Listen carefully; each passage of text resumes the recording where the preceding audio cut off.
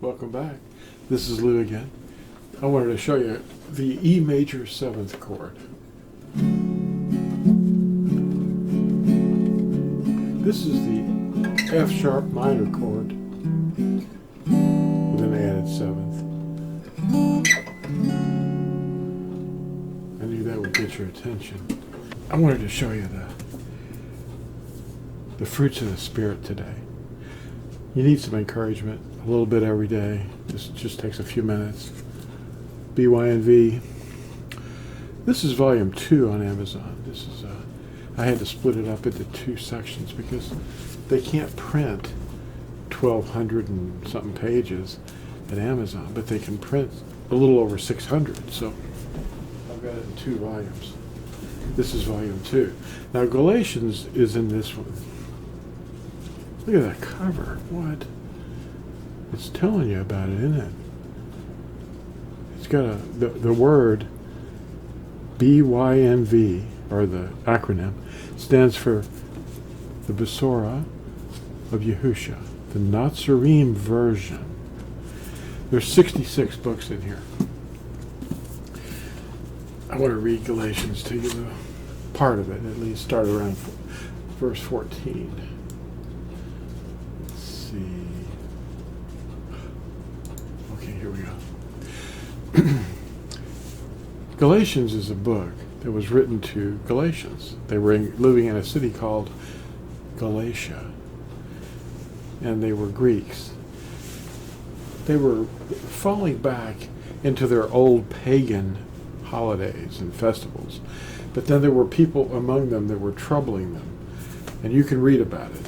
But here's what Paul was writing to them, beginning at verse 14 in chapter 5.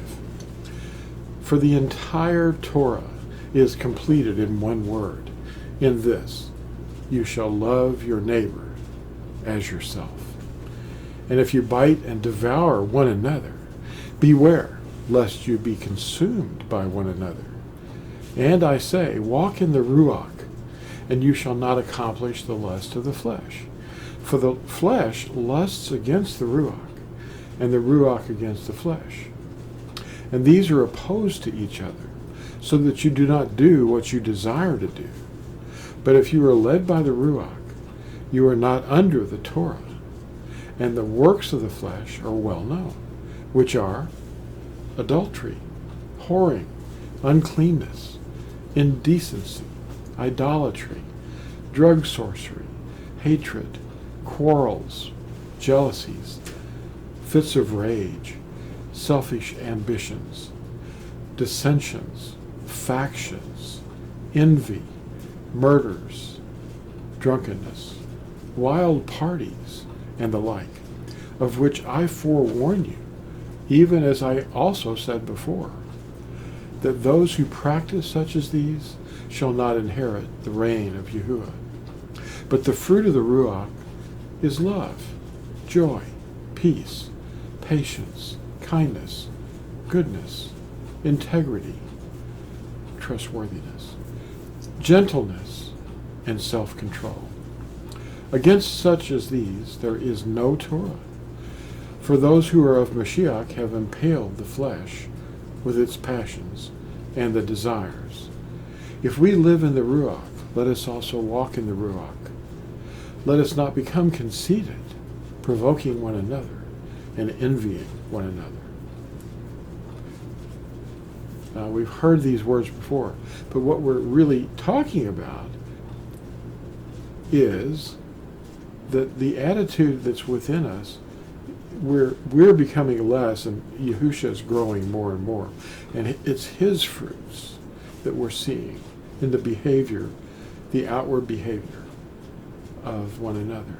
And when we see the things that he was saying earlier, you know, the envying and the arguments and the dissensions and the factions, that's not him.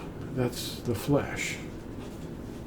Overreacting, bursts of rage, you know, just, we have to be basically slow to speak and slow to anger And if you're overtaken in these things, it's not him doing that. It's you overwhelming Yahusha's Ruach that's in you. So the fruits that we bear, they're not gifts. The gifts of the Spirit of Yahusha are not the fruits of the Spirit. Yahusha's fruits, he just told you what they were. Love, joy, peace, patience, kindness, gentleness, goodness, and all those. The gifts are not for the person that has the gifts. They're for the body. And one person has this gift, and another person has that gift. They're different. But the gifts are for the whole body. There was a person that I talked to on the phone that was very upset. She got immersed at a Pentecostal place, I think, and she said that they were all waiting. The guy that immersed her in the water was using the name YAHUSHA'S, and she knew that wasn't the name. She was saying the other name, Yahusha. And he looked stunned as she went in the water.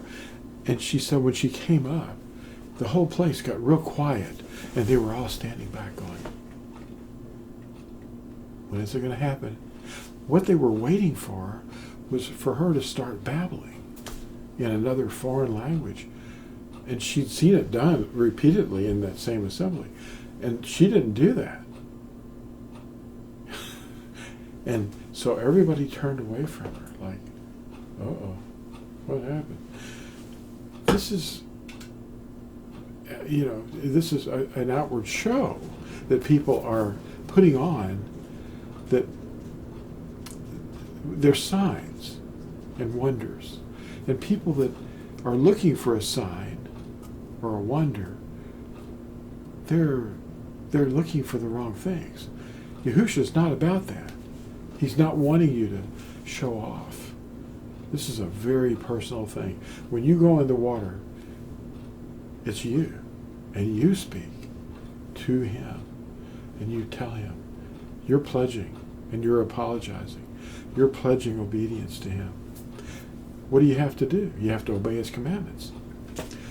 In 1 Yahuchanan, or 1 John, I think it's chapter 2, verse 4, the one who says, I know him, but does not guard his commandments, is a liar. But the one who guards his commandments knows him. You're not trying to earn anything. You're trying to please one being in this universe, and that's Yahusha. And he said, Yashayahu, or Isaiah, it was chapter 43:13. He said these words that translate, I am he. In that day you will know that I am he. He is your deliverer. And in Hebrew, it's Ani Hua. This is Hebrew. He's the only deliverer there is. Yashayahu 43. Remember to like and subscribe. There's more to come. See you next time.